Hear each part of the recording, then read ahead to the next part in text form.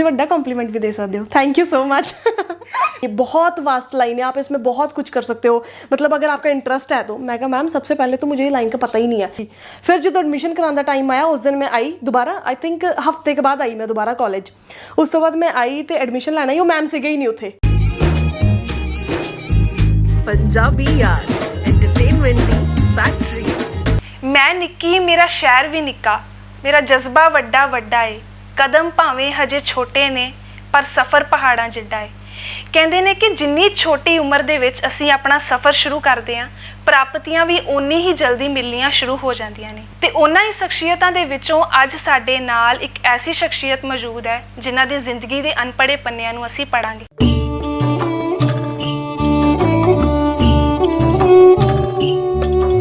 ਸਤਿ ਸ਼੍ਰੀ ਅਕਾਲ ਮਨਪ੍ਰੀਤ ਜੀ, ਸਵਾਗਤ ਹੈ ਤੁਹਾਡਾ ਸਾਡੇ ਸ਼ੋਅ ਜ਼ਿੰਦਗੀ ਦੇ ਅਨਪੜ੍ਹੇ ਪੰਨੇ ਵਿੱਚ। ਬਹੁਤ ਬਹੁਤ thank you. So Punjabi art ਦੇਖ ਰਹੇ ਤੁਹਾਡੇ ਵੀ ਸਾਰੇ ਦਰਸ਼ਕਾਂ ਨੂੰ ਪਿਆਰ ਭਰੀ ਸਤਿ ਸ਼੍ਰੀ ਅਕਾਲ। ਸਭ ਤੋਂ ਪਹਿਲਾਂ ਮੇਰਾ ਇੱਕ ਕੰਪਲੀਮੈਂਟ ਤੁਹਾਨੂੰ ਕਿ ਤੁਸੀਂ ਬਹੁਤ ਹੀ ਖੂਬਸੂਰਤ ਤੇ ਬਹੁਤ ਹੀ ਬਬਲੀ ਲੱਗ ਰਹੇ ਹੋ। ਤੁਸੀਂ ਵੱਡਾ ਕੰਪਲੀਮੈਂਟ ਵੀ ਦੇ ਸਕਦੇ ਹੋ। Thank you so much.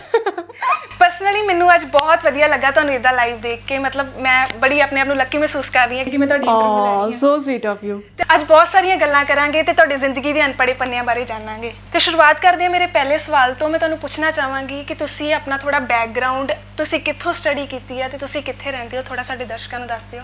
ਜੀ ਬਿਲਕੁਲ। ਸੋ ਸਭ ਤੋਂ ਪਹਿਲਾਂ ਤਾਂ ਮੈਂ ਜ਼ਰੂਰ ਦੱਸਣਾ ਚਾਹੂੰਗੀ ਤੁਹਾਨੂੰ ਕਿ ਮੈਂ ਬੜੇ ਛੋਟੇ ਜਿਹੇ ਪਿੰਡ ਦੇ ਵਿੱਚ ਰਹਿੰਦੀ ਹਾਂ। ਮੇਰਾ ਪਿੰਡ ਹੈਗਾ ਹੈ ਤੇਜਾ ਖੁਰਦ। ਸੋ ਤੇਜਾ ਖੁਰਦ ਤੋਂ ਮੈਂ ਆਪਣੀਆਂ ਸਟੱਡੀਜ਼ ਕੰਪਲੀਟ ਕੀਤੀਆਂ। ਉਸ ਤੋਂ ਬਾਅਦ ਮੈਂ ਖਾਲਸਾ ਕਾਲਜ ਆਈ ਅੰਮ੍ਰਿਤਸਰ ਤੋਂ ਮੈਂ ਆਪਣੀ ਗ੍ਰੈਜੂਏਸ਼ਨ ਕੰਪਲੀਟ ਕੀਤੀ। ਉਸ ਤੋਂ ਬਾਅਦ ਮੇਰਾ ਜਿਹੜਾ ਸਫ਼ਰ ਸੀ ਲਾਈਫ ਦਾ, ਮੈਨੂੰ ਲੱਗਦਾ ਕਿ ਆਪਣੀ ਜਦੋਂ ਆਪਾਂ 10th 12th ਕਰ ਲੈਂਦੇ ਹਾਂ ਨਾ, ਐਕਚੁਅਲੀ ਆਪਾਂ ਨੂੰ ਹੋਸ਼ ਉਸ ਟਾਈਮ ਆਉਂਦੀ ਹੈ ਕਿ ਆਪਾਂ ਕੀ ਕਰਨਾ ਲਾਈਫ ਦੇ ਵਿੱਚ। ਆਪਾਂ ਨੂੰ ਆਪਣੇ ਰਸਤੇ ਦਿਖਣ ਲੱਗ ਜਾਂਦੇ ਨੇ, ਹੈ ਨਾ। ਕਿਉਂਕਿ 10th 12th ਤੱਕ ਤਾਂ ਆਪਣਾ ਮੰਮਾ ਪਾਪਾ ਦੇ ਸਿਰ 'ਤੇ ਖੂਬ ਐਸ਼ ਕਰਦੇ ਹਾਂ। ਜਦੋਂ ਅਸੀਂ ਗ੍ਰੈਜੂਏਸ਼ਨ ਦੇ ਵਿੱਚ ਜਾਂਦੇ ਹਾਂ ਉਦੋਂ ਮੈਚਿਓਰਿਟੀ ਆਉਣ ਲੱਗ ਜਾਂਦੀ ਹੈ, ਇੱਕ ਮੈਚਿਓਰਿਟੀ ਲੈਵਲ ਸਾਨੂੰ ਦਿਖਣਾ ਸ਼ੁਰੂ ਹੋ ਜਾਂਦਾ ਹੈ।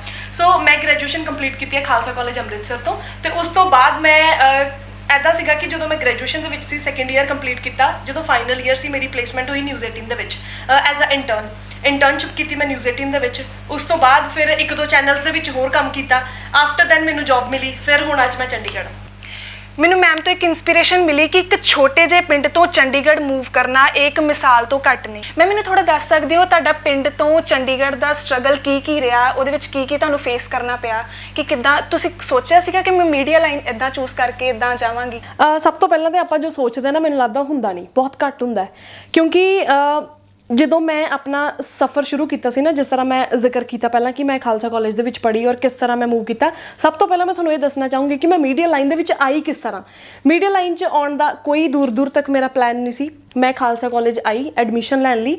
ਐਡਮਿਸ਼ਨਸ ਸਟਾਰਟ ਹੋਈਆਂ ਸੀ ਔਰ ਆਈ ਥਿੰਕ 15-20 ਦਿਨ ਉਹ ਐਡਮਿਸ਼ਨਸ ਚੱਲਣੀਆਂ ਸੀ। ਇੱਕ ਦਿਨ ਆਈ, ਮੈਂ ਵਿਜ਼ਿਟ ਕੀਤਾ ਔਰ ਮੈਂ ਦੇਖਿਆ, ਕਿਉਂਕਿ ਮੈਨੂੰ ਬਿਲਕੁਲ ਕਲੀਅਰ ਨਹੀਂ ਸੀ ਕਿ ਮੈਂ ਆਪਣੀ ਲਾਈਫ ਦੇ ਵਿੱਚ ਕੀ ਕਰਨਾ ਹੈ। 12th ਤੋਂ ਬਾਅਦ ਤਾਂ ਜਿਵੇਂ ਕਹਿੰਦੇ ਕਿ ਇੱਕਦਮ ਬਲੈਂਕ ਸੀ ਮੈਂ। ਸੋ ਖਾਲਸਾ ਕਾਲਜ ਗਈ, ਬਸ ਇੱਕ ਸੁਪਨਾ ਹੀ ਸੀਗਾ ਵੀ ਖਾਲਸਾ ਕਾਲਜ 'ਚ ਪੜ੍ਹਨਾ ਕੀ ਉੱਥੇ ਜਾ ਕੇ ਬਿਲਕੁਲ ਨਹੀਂ ਸੀ ਪਤਾ। ਖਾਲਸਾ ਕਾਲਜ ਦੇ ਅੰਦਰ ਗਏ, ਉੱਥੇ ਜਾ ਕੇ ਦੇਖਿਆ ਯਾਰ ਐਡਮਿਸ਼ਨਸ ਹੋ ਰਹੀਆਂ ਨੇ, ਬੜਾ ਮਾਹੌਲ ਬਣਿਆ ਹੋਇਆ ਹੈ।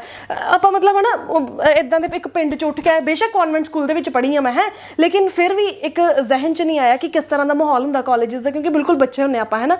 ਸੋ ਉੱਥੇ ਐਡਮਿਸ਼ਨਸ ਚੱਲ ਰਹੀਆਂ ਔਰ ਮੈਂ ਦੇਖਿਆ, ਮੈਂ ਕਿਹਾ ਯਾਰ ਆ ਤਾਂ ਬੜੇ ਹੈ ਨਾ ਬੱਚੇ ਪੜ੍ਹਦੇ ਲਿਖਦੇ ਨੇ ਔਰ ਕਿੱਦਾਂ ਟੀਚਰਸ ਐਡਮਿਸ਼ਨਸ ਕਰ ਰਹੇ ਨੇ। ਮੈਂ ਗਈ ਉੱਥੇ ਨਾ, ਮੈਨੂੰ ਇੱਕ ਮੈਮ ਮਿਲੇ, Jasmeet ma'am, fashion designing department ਦੇ ਹੈਡ ਸੀਗੇ ਉਹ। ਮੈਡਮ ਸੋਹਣੇ ਬਹੁਤ ਸੀ, ਸੋਹਣੇ ਵੇਖ ਕੇ ਚੱਲ ਗਈ ਮੈਂ ਉਹਨਾਂ ਦੇ ਟੇਬਲ 'ਤੇ। ਠੀਕ ਹੈ, ਮੈਂ ਜਾ ਕੇ ਕਹਿ ਤਾ ਮੈਮ ਇਹ ਟੇਬਲ ਮਤਲਬ ਜੋ ਆਪਣੇ ਐਡਮਿਸ਼ਨ ਕਰ ਰਹੇ ਹੋ ਕਿਸ ਚੀਜ਼ ਕੀ ਕਰ ਰਹੇ ਹੋ? ਅਤੇ ਮੈਮ ਕਹਿੰਦੇ ਰਾਜੇ ਇਹ ਨਾ ਐਡਮਿਸ਼ਨ ਹੈਗੀ ਹੈ ਫੈਸ਼ਨ ਡਿਜ਼ਾਈਨਿੰਗ ਦੀ। ਸੋ ਮੇਰੇ ਮਨ 'ਚ ਹੈ, ਮੈਂ ਕਿਹਾ ਯਾਰ ਫੈਸ਼ਨ ਡਿਜ਼ਾਈਨਿੰਗ ਵੀ ਕੋਈ ਮਾੜੀ ਲਾਈਨ ਨਹੀਂ ਹੈਗੀ ਪਾਪਾ, ਜੇ ਫੈਸ਼ਨ ਡਿਜ਼ਾਈਨਿੰਗ 'ਚ ਵੀ ਜਾਇਆ ਜਾਏ ਤਾਂ। ਉਸ ਟਾਈਮ ਮੇਰੇ ਫਾਦਰ ਮੇਰੇ ਨਾਲ ਸੀਗੇ ਅਤੇ ਪਾਪਾ ਮੈਨੂੰ ਕਹਿੰਦੇ ਪੁੱਤਰ ਇਹ ਲਾਈਨ 'ਚ ਹੁੰਦਾ ਕੀ ਹੈ, ਕਿਵੇਂ ਸਾਰਾ ਕਰਨਾ ਹੁੰਦਾ। ਮੈਂ ਕਿਹਾ ਪਾਪਾ ਇੱਦਾਂ ਆਪਾਂ ਇਹ ਫੈਸ਼ਨ ਡਿਜ਼ਾਈਨਿੰਗ 'ਚ ਮਤਲਬ ਆਪਾਂ ਇੱਕ ਚੰਗੇ ਡਿਜ਼ਾਈਨਰ ਬਣ ਸਕਦੇ ਹਾਂ, ਹੈ ਨਾ। ਫਿਰ ਡਿਜ਼ਾਈਨਰ ਬਣ ਕੇ ਆਪਾਂ ਮਤਲਬ ਸੈਲੀਬ੍ਰਿਟੀਜ਼ ਦੇ ਕੱਪੜੇ ਡਿਜ਼ਾਈਨ ਕਰ ਸਕਦੇ ਹਾਂ, ਜਾਂ ਇੱਕ ਚੰਗੇ ਲੈਵਲ ਦੇ ਆਪਾਂ ਡਿਜ਼ਾਈਨਰ ਬਣ ਕੇ ਆਪਣਾ ਚੰਗਾ ਨਾਮ ਕਮਾ ਸਕਦੇ ਹਾਂ। ਸੋ ਮੈਮ ਨੇ ਸਾਨੂੰ ਬਰੀਫ ਕੀਤਾ ਕਿਸ ਤਰ੍ਹਾਂ ਕਰਨਾ ਸਾਰਾ ਕੁਛ। ਮੈਂ ਸਾਰੀ ਬਰੀਫਿੰਗ ਲੈ ਕੇ ਘਰ ਚੱਲ ਗਈ। ਫਿਰ ਜਦੋਂ ਐਡਮਿਸ਼ਨ ਕਰਾਉਣ ਦਾ ਟਾਈਮ ਆਇਆ ਉਸ ਦਿਨ ਮੈਂ ਆਈ ਦੁਬਾਰਾ, ਆਈ ਥਿੰਕ ਹਫ਼ਤੇ ਕੇ ਬਾਅਦ ਆਈ ਮੈਂ ਦੁਬਾਰਾ ਕਾਲਜ। ਉਸ ਤੋਂ ਬਾਅਦ ਮੈਂ ਆਈ ਤੇ ਐਡਮਿਸ਼ਨ ਲੈਣਾ ਹੀ, ਉਹ ਮੈਮ ਸੀਗੇ ਹੀ ਨਹੀਂ ਉੱਥੇ, ਐਡਮਿਸ਼ਨ ਲਈ ਮੈਮ ਨਹੀਂ ਸੀਗੇ ਔਰ ਉਹਦੇ ਸਾਹਮਣੇ ਮਾਸ ਕਮਿਊਨੀਕੇਸ਼ਨ ਦਾ ਟੇਬਲ ਲੱਗਾ ਹੋਇਆ ਸੀ। ਠੀਕ ਹੈ, ਸੋ ਉਹ ਟੇਬਲ ਲੱਗਾ ਹੋਇਆ, ਉੱਥੇ ਬੈਠੇ ਹੋਏ ਸੀਗੇ ਪੁਨੀਤ ਢਿੱਲੋਂ, ਜਿਹੜੇ ਮਾਸ ਕਮਿਊਨੀਕੇਸ਼ਨ ਦੇ ਹੈਡ ਸੀਗੇ ਉਸ ਟਾਈਮ 'ਤੇ। ਸ਼ਾਇਦ ਇਹ ਸਟਾਰਟ ਹੋਇਆ ਸੀ ਮਾਸ ਕਮਿਊਨੀਕੇਸ਼ਨ ਉਸ ਟਾਈਮ 'ਤੇ। ਅਸੀਂ ਗਏ, ਮੇਰੇ ਪਾਪਾ ਕਹਿੰਦੇ ਕਿ ਉਹ ਮੈਮ ਨਾ ਮੈਨੂੰ ਲੈ ਕੇ ਮੈਨੂੰ ਕਹਿੰਦੇ ਬੇਟਾ आप ना इधर आ जाओ, आपको हम बता देते हैं कि कैसे है। सो मैम बैठे, नाल रजिस्ट्रार सर बैठे खालसा कॉलेज ਦੇ। तो मैम ने मैनू सारा ब्रीफ किया कि ऐसे ऐसे करके मास कम्युनिकेशन की लाइन है, इसमें आप मीडिया लाइन में, ये बहुत वास्ट लाइन है, आप इसमें बहुत कुछ कर सकते हो, मतलब अगर आपका इंटरेस्ट है तो। मैं कहा मैम सबसे पहले तो मुझे ये लाइन का पता ही नहीं है, लेकिन बचपन में मैंने इन्ना जरूर पता सीगा कि मैं टीवी 'ਚ जाना है, मैनू ये नहीं सी पता कि जान दा ट्रिक की है, टिप्स की ने, लाइन की है, जरिया की है, बिल्कुल नहीं सी पता। सो वो मैम ने गाइड किया मैनू सारा भी किस तरह आप जाना है, मैनू सारा समझाया। मैं तो मेरे पापा एकदम शौक, पापा कहते कि करिए। अगर वो मैम ना होंदे तो अज मनप्रीत कुल्लर फैशन डिजाइनर होंदी। एग्जैक्टली।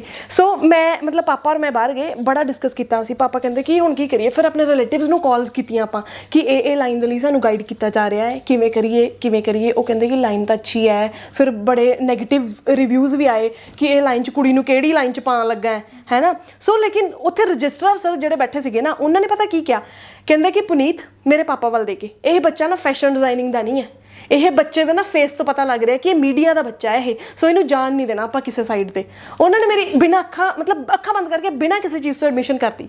ਮੈਨੂੰ ਕੁਝ ਨਹੀਂ ਪਤਾ, I was totally blank at that time. ਮੈਨੂੰ ਕੁਝ ਨਹੀਂ ਪਤਾ ਕਿ ਹੁਣ ਮੈਂ ਕਰਨਾ ਕੀ ਹੈ ਔਰ ਕਿਵੇਂ ਮੈਂ ਇਹਦੀ ਸਟੱਡੀ ਕੰਪਲੀਟ ਕਰੂੰਗੀ, ਕਿਵੇਂ ਮੈਂ ਪੜੂੰਗੀ, ਮੈਨੂੰ ਕੁਝ ਨਹੀਂ ਪਤਾ। ਚੁੱਪ ਕਰਕੇ ਐਡਮਿਸ਼ਨ ਕਰਾ ਕੇ ਮੈਂ ਘਰ ਵਾਪਸ ਆ ਗਈ। ਮੈਂ ਤੁਹਾਨੂੰ ਹੁਣ ਪੁੱਛਣਾ ਚਾਹਾਂਗੀ, ਤੁਹਾਡੇ ਸਕੂਲ ਜਾਂ ਕਾਲਜ ਦੀ ਕੋਈ ਐਸੀ ਗੱਲ ਹੋਵੇ ਜਿਹੜੀ ਤੁਸੀਂ ਕਦੀ ਕਿਸੇ ਨਾਲ ਸ਼ੇਅਰ ਨਾ ਕੀਤੀ ਹੋਵੇ, ਕੋਈ ਐਸੀ ਕਨਫੈਸ਼ਨ ਹੋਵੇ ਕਿ ਜਿਹੜੀ ਤੁਸੀਂ ਉਦੋਂ ਕੀਤੀ ਹੋਵੇ, ਤੁਹਾਨੂੰ ਬਾਅਦ 'ਚੋਂ ਮਹਿਸੂਸ ਹੋਇਆ ਹੋਵੇ ਕਿ ਇਹ ਮੈਂ ਕਿਉਂ ਕੀਤਾ, ਤੁਸੀਂ ਸਾਡੇ ਨਾਲ ਸ਼ੇਅਰ। ਹਾਂ ਯਾਰ ਜ਼ਰੂਰ, ਕਿਉਂ ਨਹੀਂ, ਮੈਂ ਦੱਸਦੀ ਹਾਂ। 7th ਕਲਾਸ 'ਚ ਮੈਂ ਪ੍ਰਮੋਟ ਹੋਈ ਉੱਥੇ ਕਨਵੈਂਟ ਸਕੂਲ ਦੇ ਵਿੱਚ। ਮੇਰਾ ਪੜ੍ਹਾਈ 'ਚ ਜਮਾਂ ਧਿਆਨ ਨਹੀਂ ਸੀ, ਮਹਾਂ ਨਕੰਮੀ ਸੀਗੀ ਮੈਂ 7th ਕਲਾਸ ਦੇ ਵਿੱਚ। 6th ਤੱਕ ਬਹੁਤ ਸੋਹਣਾ ਪੜ੍ਹਦੀ ਸੀ ਮੈਂ, ਮੇਰਾ ਐਕਚੁਅਲੀ ਦਿਲ ਲੱਗਣਾ ਬੰਦ ਹੋ ਗਿਆ ਸੀ। ਮੈਂ ਨਾਨਕੇ ਰਹੀ ਆਪਣੇ, ਸੋ ਉਸ ਟਾਈਮ 'ਤੇ ਮੈਨੂੰ ਮੰਮਾ ਪਾਪਾ ਦੀ ਬੜੀ ਯਾਦ ਆਉਂਦੀ ਸੀ ਔਰ ਮੈਂ ਆਈ ਵਾਜ਼ ਲਾਈਕ ਕਿ ਬਸ ਹੁਣ ਮੈਂ ਪੜ੍ਹਨਾ ਹੀ ਨਹੀਂ ਆ। ਪੜ੍ਹਦੀ ਵੀ ਸੀਗੀ लेकिन बड़ी ही इदां दा कि बस पॉइंट ते पास होने वाला काम है। सो मेरे को अज भी कार्ड पिया कॉन्वेंट स्कूल जिहदे च मैं 7th च प्रमोट हुई सी। मैम अपना थोड़ा स्ट्रगल दस दो कि किद्दां तुसी अपने छोटे जे पिंड तो चंडीगढ़ मूव किया, तुसी की चीज़ां फेस कीतियां? सब तो वड्डी गल हुंदी है कि कोई भी आपां जदों ਕਿਸੇ ਮੰਜ਼ਿਲ ਵੱਲ ਜਾਣਾ ਹੁੰਦਾ ਹੈ ਜਾਂ ਆਪਾਂ ਨੂੰ ਕੋਈ ਕਲੀਅਰੈਂਸ ਦਿਖਦੀ ਹੈ ਨਾ ਆਪਣੇ ਪਾਥ ਦੀ, ਤੇ ਵਿੱਚ ਰਸਤੇ 'ਚ ਰੋੜੇ ਬਹੁਤ ਆਉਂਦੇ ਨੇ। ਸੋ ਉਹ ਜਿਹੜੇ ਰਾਹ ਦੇ ਰੋੜੇ ਬਣੇ ਸੀਗੇ, ਉਹ ਪਰਿਵਾਰ ਦੇ ਹੀ ਆਪਣੇ ਬਹੁਤ ਸਾਰੇ ਮੈਂਬਰਸ ਹੁੰਦੇ ਨੇ ਸਾਡੇ, ਜਿਹੜੇ ਮਤਲਬ ਕਦੇ ਵੀ ਵਿਸ਼ ਨਹੀਂ ਕਰਦੇ ਹੁੰਦੇ ਕਿ ਕਿਸੇ ਦਾ ਬੱਚਾ ਅੱਗੇ ਤਰੱਕੀ ਕਰੇ। ਸੋ ਇਸ ਤਰ੍ਹਾਂ ਦੇ ਕੁਝ ਫੈਮਿਲੀ ਮੈਂਬਰਸ ਸੀਗੇ ਸਾਡੇ, ਕੁਝ ਪਰਿਵਾਰ ਦੇ ਲੋਕ ਹੀ ਸੀਗੇ ਜਿਨ੍ਹਾਂ ਨੇ ਮੇਰੇ ਪਾਪਾ ਨੂੰ ਬਹੁਤ ਜ਼ਿਆਦਾ ਕਿਹਾ ਵੀ ਇਹਦਾ ਵਿਆਹ ਕਰ ਦੇ, +2 ਤੋਂ ਬਾਅਦ ਇਹਨੂੰ ਵਿਆਹ ਦੇ, ਇਹਨੇ ਕੁਛ ਨਹੀਂ ਕਰਨਾ, ਇਹ ਨਹੀਂ ਕਰ ਸਕਦੀ ਕੁਛ ਵੀ। ਤੇ ਉਹ ਜਿਸ ਦਿਨ ਮੈਂ ਜਰਨਲਿਸਟ ਬਣੀ, ਜਿਸ ਦਿਨ ਮੈਨੂੰ ਟੀਵੀ ਤੇ ਦੇਖਿਆ ਲੋਕਾਂ ਨੇ ਪਹਿਲੀ ਵਾਰ, ਮੇਰੀ ਲਾਈਫ ਦੀ ਫਸਟ ਇੰਟਰਵਿਊ ਜਿਹੜੀ ਸੀਗੀ ਹੰਸਰਾਜ ਹੰਸਰ ਨਾਲ ਸੀਗੀ ਔਰ ਇੰਨਾ ਸਾਰਾ ਰਸ਼, ਇੰਨੀ ਭੀੜ, ਇੰਨੇ ਲੋਕ ਆਏ ਹੋਏ ਔਰ ਮੈਂ ਬਿਲਕੁਲ ਅਨਐਕਸਪੀਰੀਅੰਸਡ। ਔਰ ਹੰਸਰਾਜ ਹੰਸਰ ਦੀ ਇੰਟਰਵਿਊ ਮੈਂ ਕੀਤੀ ਪਹਿਲੀ, ਉਹ ਇੰਟਰਵਿਊ ਚੱਲੀ ਔਰ ਬੱਬੂ ਮਾਨ ਜੀ ਦਾ ਬਰਥਡੇ ਸੀਗਾ ਉਸ ਦਿਨ, ਮੇਰੀ ਜੁਆਇਨਿੰਗ ਹੋਈ ਸੀ ਜਿਸ ਦਿਨ।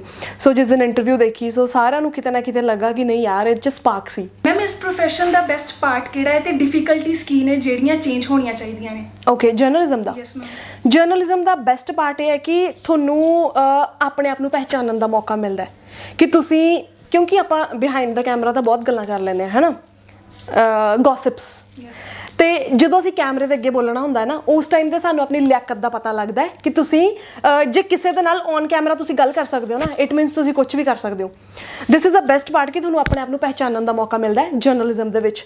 ਜਿਹੜੀਆਂ ਡਿਫਿਕਲਟੀਜ਼ ਨੇ, ਜਿਹੜੀਆਂ ਚੇਂਜ ਹੋਣੀਆਂ ਚਾਹੀਦੀਆਂ ਨੇ, ਉਹ ਇਹੀ ਹੈ ਕਿ ਜਿਹੜੀ ਪੋਲੀਟਿਕਸ ਚੱਲਦੀ ਹੈ ਕਿ ਇੱਕ ਦੂਜੇ ਦੀ ਲੱਤ ਖਿੱਚਣ ਦੇ ਵਿੱਚ ਸਾਰੇ ਲੱਗੇ ਰਹਿੰਦੇ ਨੇ ਕਿ ਕੋਈ ਅੱਗੇ ਗਰੋ ਕਿਉਂ ਕਰ ਰਿਹਾ ਹੈ, ਇਹ ਹਮੇਸ਼ਾ ਚੇਂਜ ਹੋਣੀ ਚਾਹੀਦੀ। ਕਿਉਂਕਿ ਜੇ ਅਸੀਂ ਕਿਸੇ ਅਦਾਰੇ ਦੇ ਵਿੱਚ ਕੰਮ ਕਰ ਰਹੇ ਹਾਂ ਨਾ, ਤਾਂ ਅਦਾਰਾ ਤਾਂ ਇੱਕ ਹੀ ਹੈ ਨਾ, ਵਿੱਚ ਜਿਹੜੇ ਕੰਮ ਕਰ ਰਹੇ ਲੋਕ ਨੇ ਉਹ ਇੱਕ ਹੀ ਅਦਾਰੇ 'ਚ ਕੰਮ ਕਰ ਰਹੇ ਨੇ। ਸੋ ਸਾਰਿਆਂ ਨੂੰ ਬਰਾਬਰ ਦੇ ਹੱਕ ਮਿਲੇ ਹੁੰਦੇ ਨੇ। ਫਿਰ ਵੀ ਜਿਹੜੀਆਂ ਵਿੱਚ ਪੋਲੀਟਿਕਸ ਚੱਲਦੀਆਂ ਨੇ ਨਾ ਚੈਨਲਸ ਦੇ ਵਿੱਚ ਜਾਂ ਕਿਸੇ ਵੀ ਅਦਾਰੇ ਦੇ ਵਿੱਚ, ਉਹ ਕਦੀ ਨਹੀਂ ਹੋਣੀ ਚਾਹੀਦੀ। ਕਿਤੇ ਨਾ ਕਿਤੇ ਆਪਾਂ ਨੂੰ ਡੀਮੋਰਲਾਈਜ਼ ਕਰਦੀ ਆ ਉਹ। ਮੈਮ ਮੈਂ ਹੁਣ ਤੁਹਾਡੇ ਨਾਲ ਇੱਕ ਗੇਮ ਖੇਲਾਂਗੀ, ਉਹ ਗੇਮ ਹੈ ਤੂੰ ਚੱਲ ਮੈਂ ਆਇਆ। ਮੈਂ ਇੱਕ ਵਰਡ ਬੋਲਾਂਗੀ, ਤੁਹਾਨੂੰ ਵਰਡ ਨੂੰ ਸੁਣਦਿਆਂ ਜੋ ਤੁਹਾਡੇ ਮਾਈਂਡ 'ਚ ਆਏਗਾ ਤੁਸੀਂ ਉੱਦਾਂ ਬੋਲ ਦੇਣਾ। ਮੇਰਾ ਪਹਿਲਾ ਸ਼ਬਦ ਹੈ ਕਾਮਯਾਬੀ। ਐਫਰਟਸ। ਪੈਰੈਂਟਸ। ਗੋਡ। ਲਾਈਫ ਵਿੱਚ ਨਸ਼ਾ ਕਿੱਦਾਂ ਦਾ ਹੋਣਾ ਚਾਹੀਦਾ ਹੈ? ਕੁਝ ਕਰ ਦਿਖਾਉਣ ਦਾ। ਮਨਪ੍ਰੀਤ ਖੁੱਲਰ। ਮਨਪ੍ਰੀਤ ਖੁੱਲਰ ਹੀ ਆ ਔਰ ਮਨਪ੍ਰੀਤ ਖੁੱਲਰ ਵਰਗਾ ਕੋਈ ਨਹੀਂ। ਚੰਡੀਗੜ੍ਹ ਉਹ ਜਗ੍ਹਾ ਹੈ ਜਿੰਨੇ ਮੈਨੂੰ ਰਸਤਾ ਦਿਖਾਇਆ ਮੇਰੀ ਲਾਈਫ ਦਾ। ਸੋ ਮੇਰੇ ਲਈ ਚੰਡੀਗੜ੍ਹ ਹੈ ਕਿ ਆਈ ਮਸਟ ਸੇ ਕਿ ਜਿੰਨੇ ਮੈਨੂੰ ਮੇਰੇ ਪਾਥ ਕਲੀਅਰ ਕੀਤੇ ਲਾਈਫ ਦੇ, ਮੇਰੇ ਜਿੰਨੇ ਐਫਰਟਸ ਸੀ ਉਹਨਾਂ ਦਾ ਮੁੱਲ ਪਾਇਆ, ਚੰਡੀਗੜ੍ਹ ਮੇਰੇ ਲਈ ਉਹ ਆ। ਮੈਮ ਜਿੱਦਾਂ ਤੁਸੀਂ ਦੱਸਿਆ ਉਸ ਟਾਈਮ ਬਹੁਤ ਸਾਰੀਆਂ ਤੁਹਾਨੂੰ ਡਿਫਿਕਲਟੀਜ਼ ਫੇਸ ਕਰਨੀਆਂ ਪਈਆਂ, ਤੁਹਾਡੇ ਫਾਦਰ ਨੂੰ ਡੀਮੋਟੀਵੇਟ ਕਰ ਦਿੱਤਾ ਗਿਆ ਤੁਹਾਡੇ ਕੁਝ ਪਰਿਵਾਰਿਕ ਮੈਂਬਰਾਂ ਵੱਲੋਂ, ਫਿਰ ਤੁਹਾਡੀ ਉਸ ਟਾਈਮ ਸਟਰੈਂਥ ਕੀ ਰਹੀ? ਮਤਲਬ ਤੁਹਾਡੇ ਫਾਦਰ ਨੇ ਫਿਰ ਉਹੀ ਡਿਸੀਜਨ ਕਿੱਦਾਂ ਲਿਆ ਕਿ ਤੂੰ ਜਰਨਲਿਸਟ ਹੀ ਬਣੇਗੀ? ਸੋ ਇਹਦੇ ਪਿੱਛੇ ਵੀ ਇਹ ਹੈ ਕਿ ਜਦੋਂ ਇੱਕ ਟਾਈਮ ਆਉਂਦਾ ਤੁਹਾਡੀ ਲਾਈਫ ਦੇ ਵਿੱਚ ਕਿ ਜਦੋਂ ਤੁਸੀਂ ਆਪਣੇ ਪੈਰੈਂਟਸ ਨੂੰ ਆਪਣੇ ਆਪ ਨੂੰ ਪ੍ਰੂਵ ਕਰਕੇ ਦਿਖਾਉਣਾ ਹੁੰਦਾ ਹੈ। ਸੋ ਮੈਨੂੰ ਲੱਗਦਾ ਸੀ ਜਦੋਂ ਮੈਂ ਸਕੂਲ ਟਾਈਮ ਪੜ੍ਹਦੀ ਸੀ ਨਾ, ਆਈ ਵਾਸ ਬ੍ਰਿਲੀਅੰਟ। ਸਿਰਫ 7th 'ਚ ਪ੍ਰਮੋਟ ਹੋਈ ਸੀ, ਉਸ ਤੋਂ ਬਾਅਦ 8th ਤੋਂ ਬਾਅਦ ਮੈਂ ਟੌਪਰ। ਠੀਕ ਹੈ। ਸੋ ਉਸ ਟਾਈਮ ਤੇ ਮੇਰੇ ਫਾਦਰ ਨੂੰ ਲੱਗਦਾ ਸੀਗਾ ਕਿ ਇਹ ਕੁਝ ਕਰੇਗੀ, ਮੈਨੂੰ ਬਾਕੀਆਂ ਦਾ ਤਾਂ ਪਤਾ ਨਹੀਂ ਲੇਕਿਨ ਇਹ ਕੁਝ ਕਰੇਗੀ। ਸੋ ਮੈਂ ਆਪਣੇ ਪਾਪਾ ਨੂੰ ਬਹੁਤ ਮੋਟੀਵੇਟ ਕੀਤਾ, ਇੰਨਾ ਜ਼ਿਆਦਾ ਮੋਟੀਵੇਟ ਕੀਤਾ ਸਿਰਫ ਆਪਣੇ ਆਪ ਨੂੰ ਟੌਪਰ ਬਣਾ ਕੇ ਸਕੂਲਸ ਦੇ ਵਿੱਚ ਪੜ੍ਹ ਕੇ ਇੱਕ ਆਪਣੇ ਅੰਦਰ ਫਾਇਰ ਦਿਖਾਈ ਮੈਂ ਆਪਣੇ ਪਾਪਾ ਨੂੰ ਕਿ ਜਿਹੜੇ ਲੋਕ ਗੱਲਾਂ ਕਰਦੇ ਨੇ, ਕਹਿੰਦੇ ਨੇ ਕਿ ਇਹ ਕਰ ਨਹੀਂ ਸਕਦੀ ਕੁਛ, ਇਹ ਨਹੀਂ ਕਰ ਸਕਦੀ, ਉਹ ਨਹੀਂ ਕਰ ਸਕਦੀ। ਔਰ ਅੱਜ ਉਹੀ ਮੇਰੇ ਪਾਪਾ ਜਿਹੜੇ ਨੇ ਮੇਰੇ ਨਾਲ ਨੇ। ਮੇਰੇ ਪਾਪਾ ਦਾ ਪੋਜ਼ਿਟਿਵ ਹੋਣਾ ਮੇਰੇ ਲਈ ਬਹੁਤ ਵੱਡੀ ਗੱਲ ਸੀਗੀ। ਪਾਪਾ ਮੇਰੇ ਨਾਲ ਹਮੇਸ਼ਾ ਸੱਜੀ ਬਾਂਹ ਦੀ ਤਰ੍ਹਾਂ ਮੇਰੇ ਨਾਲ ਰਹੇ, ਮੇਰੀ ਬੈਕਬੋਨ ਬਣ ਕੇ ਰਹੇ ਨਾਲ। ਜਦੋਂ ਮੈਂ ਮਾਸ ਕਮਿਊਨੀਕੇਸ਼ਨ ਕਰਨੀ ਸੀ ਉਸ ਟਾਈਮ ਤੇ ਹੀ ਪਾਪਾ ਨੇ ਡਿਸਾਈਡ ਕਰ ਲਿਆ ਕਿ ਹੁਣ ਮੈਨੂੰ ਭਾਵੇਂ ਕੁਝ ਵੀ ਕਰਨਾ ਪਵੇ ਲੇਕਿਨ ਮੈਂ ਤੈਨੂੰ ਇੱਕ ਸਾਈਡ ਤੇ ਲਾ ਕੇ ਛੱਡਣਾ। ਮਤਲਬ ਫਾਦਰ ਦਾ ਮੇਨ ਰੋਲ ਹੈ। ਐਗਜ਼ੈਕਟਲੀ, ਮੇਰੇ ਪਾਪਾ ਦਾ ਪੋਜ਼ਿਟਿਵ ਹੋਣਾ ਹੀ ਮੇਰੀ ਅੱਜ ਸਕਸੈਸ ਦਾ ਰਾਜ਼ ਹੈ। ਆਪਣੇ ਫਾਦਰ ਦੇ ਕਰਕੇ ਹੀ ਅੱਜ ਮਨਪ੍ਰੀਤ ਖੁੱਲਰ ਇੱਕ ਕਾਮਯਾਬ ਜਰਨਲਿਸਟ ਬਣੇ। ਬਿਲਕੁਲ। ਮੈਂ ਮੇਰਾ ਲਾਸਟ ਕੁਐਸਚਨ ਤੁਹਾਨੂੰ ਇਹ ਹੈ ਕਿ ਤੁਹਾਡੇ ਅਪਕਮਿੰਗ ਆਉਣ ਵਾਲੇ ਪ੍ਰੋਜੈਕਟਸ ਕੀ ਨੇ, ਕਿ ਤੁਸੀਂ ਐਜ਼ ਅ ਜਰਨਲਿਸਟ ਵਰਕ ਕਰੋਗੇ ਕਿ ਕਿਸੇ ਹੋਰ ਫੀਲਡ ਵੱਲ? ਓਬਵੀਅਸਲੀ ਜਦੋਂ ਅਸੀਂ 2-3 ਬੇੜੀਆਂ ਦੇ ਵਿੱਚ ਪੈਰ ਧਰਦੇ ਹਾਂ ਤਾਂ ਗਿਰਦੇ ਹੀ ਹਾਂ। ਸੋ ਮੇਰਾ ਪ੍ਰੋਫੈਸ਼ਨ ਜਰਨਲਿਜ਼ਮ ਹੈ। ਆਈ ਮਸਟ ਸੇ ਕਿ ਮੈਂ ਜਰਨਲਿਜ਼ਮ ਦੇ ਵਿੱਚ ਹੀ ਕੰਟੀਨਿਊ ਕਰ ਰਹੀ ਹਾਂ। ਔਰ ਆਫਰਸ, ਨੋ ਡਾਊਟ ਆਫਰਸ ਬਹੁਤ ਆਉਂਦੀਆਂ ਨੇ, ਬਹੁਤ ਫਿਲਮਾਂ ਦੀਆਂ ਆਫਰਸ ਆਉਂਦੀਆਂ ਨੇ, ਬਹੁਤ ਗਾਣਿਆਂ ਦੀਆਂ ਆਫਰਸ ਆਉਂਦੀਆਂ ਨੇ, ਲੇਕਿਨ ਮੈਂ ਨਹੀਂ ਕਰਦੀ ਕਿਉਂਕਿ ਮੈਂ ਆਪਣੀ ਲਾਈਫ ਦੇ ਵਿੱਚ ਬਹੁਤ ਕਲੀਅਰ ਹਾਂ ਕਿ ਮੈਂ ਕੀ ਕਰਨਾ ਹੈ ਨਾ। ਸੋ ਮੈਂ ਜਰਨਲਿਜ਼ਮ ਦੇ ਵਿੱਚ I am doing my best. So ਹਰ ਦਿਨ ਆਪਣੇ ਆਪ ਨੂੰ ਪੋਲਿਸ਼ ਕਰਨ ਦਾ ਮੌਕਾ ਮਿਲਦਾ ਹੈ, ਹਰ ਦਿਨ ਕੁਛ ਨਾ ਕੁਛ ਆਪਾਂ ਨਵਾਂ ਸਿੱਖਦੇ ਹਾਂ।